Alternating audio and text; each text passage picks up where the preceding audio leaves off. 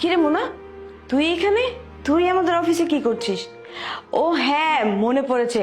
Sir বলেছিল আমাদের অফিসের জন্য একটা কাজের মেয়ে প্রয়োজন। স্যার মনে হয় তোকে রেখেছে, তাই না? দোলা, তুই এখনো সে আগের মতোই আছিস, মানে স্কুল লাইফে থাকতে যেমনটা ছিলি, মানে সবসময় মজা করতি, সেম এখনো আছিস, মানে তুই চেঞ্জ হস না, তাই না? এনিওয়ে, এসব কথা বাদ দে, তুই বলতো তুই কেমন আছিস? আমি আমি অনেক ভালো আছি। আমি অনেক ধনী একজন মানুষ। এই দেখছিস না, লাক্সারি লাইফ ক্রিয়েট করতেছি। বসুন্ধরা একটা বাড়ি আছে, মার্সিডিজ একটা গাড়ি আছে। আর তোকে দেখে মনে হচ্ছে তুই অনেক গরিব হয়ে গেছিস। বাই দ্য ওয়ে, তোর দিনকাল কেমন যাচ্ছে সেটা বলতো। তুই এখানে কি করছিস? আমি আচ্ছা থাক, তোকে আর কিছু বলতে হবে না। গ্রামে তো 3 বেলা ঠিক মতো খেতেও পারিস না।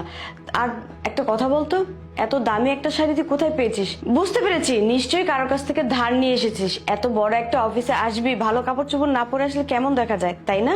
না না, আমি কেন কারো কাছ থেকে নিয়ে আসবো? এই শাড়িটা তো আমার হাজবেন্ড আমাকে কিনে দিয়েছে। ও আচ্ছা, তুই তোর হাজবেন্ডের জবের জন্য এখানে এসেছিস, তাই না? আচ্ছা তুই টেনশন করিস না, এই অফিসে আমার কথা সবাই শুনে। তুই হয়তো জানিস না, আমি এই অফিসের ম্যানেজিং পোস্টে আছি। তোর হাজবেন্ডের জন্য একটা চাকরি আমি নিশ্চয়ই ব্যবস্থা করে দিব। দারোয়ানের চাকরি, আর না হলে পিয়নের চাকরিটা তোর হাজবেন্ডের হয়ে যাবে। ওইটা নিয়ে তুই টেনশন করিস না। আমি তো অনেক ধনী, তুই তো আমার বান্ধবী। বান্ধবীর খাতিরে আমি তোকে এইটুক হেল্প করতেই পারি। তোরও যদি জবের প্রয়োজন হয় তুই আমাকে বলিস, আমি আমার স্যারকে বলে তোকেও একটা জব পাইয়ে দেবো। দেখ, তুই যেরকম শাড়ি পরে খ্যাত হয়ে চলছিস না, এটা এখানে চলবে না। এখানে কি পড়তে হবে না পড়তে হবে ব্যাপার না, ওইটা আমি তোকে শিখিয়ে পড়িয়ে দেবো। ওইটা নিয়ে তুই টেনশন করিস না। আচ্ছা শোন, এখন এত কথা বাড়াস না, তাড়াতাড়ি তুই আমাকে রিকোয়েস্ট কর যেন আমি তোর হাজবেন্ডের জন্য স্যারকে বলে জবটা নিয়ে দিতে পারি। Good morning sir. Good morning Mona. Office কেমন লাগে? স্যার, উনি কে? হোমা, আমি না তোমাদের সবাইকে বলছি যে আমি বিয়ে করছি, আমার ওয়াইফ আছে। এটা আমার wife Mona. By the way, তোমাদের ভিতরে কি কথাবার্তা চলতেছিল? না স্যার, তেমন কিছু না। ম্যামকে তো আমি জাস্ট অফিসটা ঘুরিয়ে দেখাচ্ছিলাম। আর মোনা আর আমি স্কুলে একসাথে পড়াশোনা করেছি, তো ওই বিষয়ে একটু কথা বলছিলাম আর কি। হ্যাঁ হ্যাঁ, আমরা স্কুল লাইফে খুব ভালো বন্ধু ছিলাম। বাহ, দ্যাটস গ্রেট। মোনা, আমাদের একটা প্রপার্টি দেখতে যেতে হবে, চলো। আচ্ছা ঠিক আছে, তুমি এক কাজ করো, নিচে গাড়িতে গিয়ে ওয়েট করো, আমি 5 মিনিটে চলে আসি। Okay. Ma'am, I am so sorry. Please আপনি স্যারকে কিছু বলবেন না। আমি না জেনে শুনে আপনার সাথে খারাপ ব্যবহার করে ফেলেছি। আপনি যদি স্যারকে সবকিছু বলে দেন তাহলে আমার জবটাই চলে যাবে। Ma'am, I am really sorry. Relax Dola, একদমই টেনশন করতে হবে না। আমি তোর ব্যাপারে ওকে কিছুই বলবো না, এমনকি এটাও বলবো না যে তুই আমাকে কতটুকু ইনসাল্ট করেছিস বা কত কত বাজে কথা বলেছিস। তুই একদম নিশ্চিত থাকতে পারিস। তবে দোলা, একটা কথা বলতো আমাকে, মানে তুই স্কুল লাইফে যেমনটা ছিলি, মানে এখনো কি এমনই আছিস? মানে একটু কি নিজেকে পরিবর্তন করিস নাই?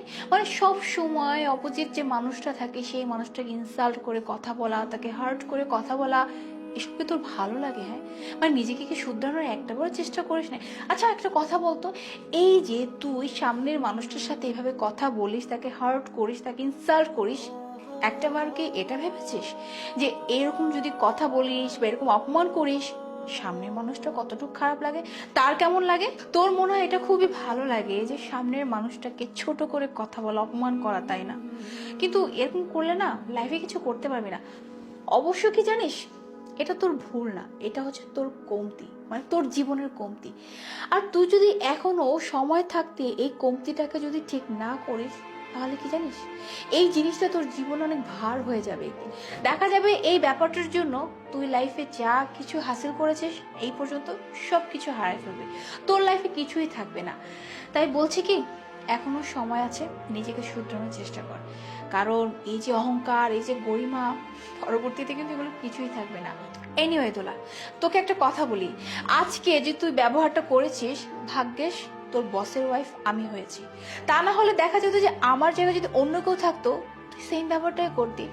এখনো সুযোগ আছে নিজেকে শুধরানো, হ্যাঁ শুধরা, তা না হলে কিন্তু জীবনে অনেক বড় রিগ্রেট ফিল করতে হবে।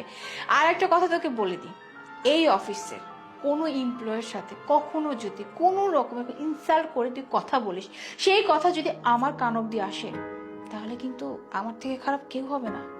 আশা করি আজকে এই লেসনটা তোর মাথায় থাকবে। ভালো থাকিস, আসি।